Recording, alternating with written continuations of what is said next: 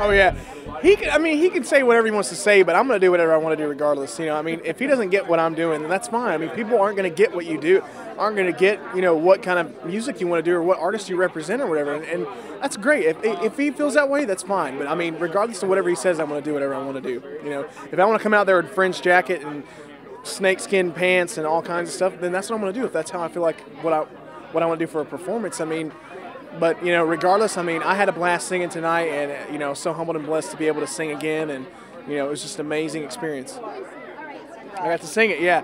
It's a huge honor. I was so honored that I got to sing that song, one of my favorite bands of all time. And that song really does take me back to home because that's one of the bands I used to listen to religiously when I'd go to school, when I'd leave school, when I'd be hanging out with friends. I mean, that was the band for me.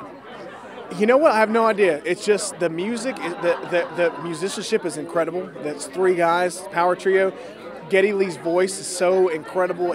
There's no voice in the world like it at all. The music, they tell these amazing stories about science fiction, yada yada yada. It's just amazing. I love Rush. Don't get me started. Yeah, I just let it all out. Whatever.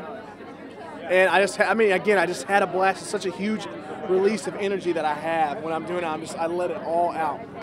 I love 70s cult horror films and horror movies and science fiction movies and comedies. And yeah, I love you guys so much. Thank you guys for supporting me. And I love each and every one of you. And just keep watching and voting. Peace. Thank you guys.